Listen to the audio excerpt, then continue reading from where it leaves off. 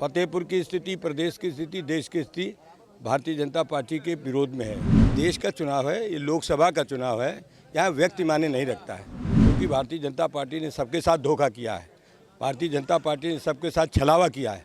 इसलिए आज जनता सड़क पर है और भारतीय जनता पार्टी के बड़े बड़े नेता इस हल्की भाषा, सस्ती भाषा बोलने में उतारू हो गए, जो हमारे लोकतंत्र के लिए घातक है। तो हम इस समय फतेहपुर में मौजूद हैं। ये फतेहपुर कलेक्ट्रेट है, जहां समाजवादी पार्टी के लोकसभा प्रत्याशी नरेश उत्तम पटेल लगातार जो वकील हैं उनसे जनसंपर्क कर रहे हैं, उनसे वोट की अपील कर रहे हैं, क्योंकि नरेश उत्तम पटेल खुद अधिवक्ता हैं।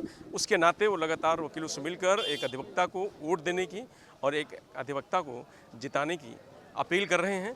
तस्वीरों में आप देख सकते हैं नरेश उत्तम पटेल लगातार जा के जो एडवोकेट हैं उनके चैम्बर में जाकर के, उनकी चेयर पे जाकर के खुद एक एक व्यक्ति से मिल करके और अपने लिए वोट मांग रहे हैं। समाजवादी पार्टी के नरेश उत्तम पटेल हमारे साथ हैं।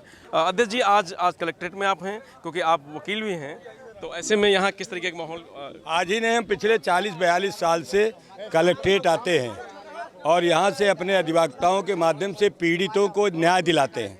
और साहब, मैं भी अधिवक्ता हूँ और अपने अधिवक्ताओं से सदैव मिलता हूँ और जिस तरीके से अधिवक्ताओं का स्नेह मेरे ऊपर है और इसलिए इस ज़िले में मैं चुनाव लड़ने भी आया हूँ।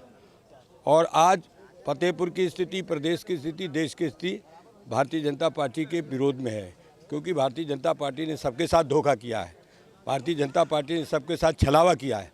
इसलिए आज जनता सड़क पर है और भारतीय जनता पार्टी के बड़े बड़े नेता इस हल्की भाषा, सस्ती भाषा बोलने में उतारू हो गए, जो हमारे लोकतंत्र के लिए घातक है।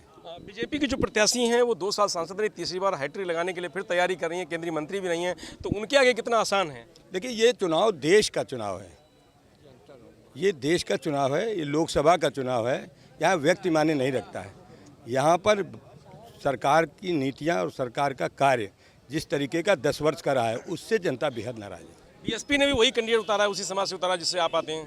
देखिए, हम अधिवक्ता समाज है, बढ़ जाएगा वोट। हमारा अधिवक्ता समाज है, समाजवादी विचारधारा है। हम इस देश के लोकतंत्र पर विश्वास करते हैं और भारत के संविधान निर्माता बाबा साहब डॉक्टर लोहिया की नीतियों पर हम विश्वास करते हैं। नरेश उत्तम पटेल जी को फतेहपुर की जनता क्यों वोट देगी, एक बार ये भी जानना चाहती है ना, कि क्या ऐसा आपने सोचा है? जनता से हमारी प्रार्थना है, वोट देगी, इतना हमें विश्वास है। कुछ सर विकास है जिसको लेकर के आपने एजेंडा बना रखा है, फतेहपुर के लिए करना है, जो अभी तक नहीं हुआ 10 सालों में? जो नहीं हुआ है, जो अधूरा है, उसको ही पूरा करने के लिए हम चुनाव लड़ रहे हैं। तो ये नरेश उत्तम पटेल जी थे, जिनका कहना है कि जो 10 साल में नहीं हुआ है फतेहपुर में, उसको करना है, उसीलिए वो मैदान में है। और अधिवक्ता समाज जो फतेहपुर का है वो पूरा उनके साथ है और लगातार कलेक्ट्रेट में अपने लिए वोट मांग रहे हैं। रजनीश यादव, लोकमत हिंदी।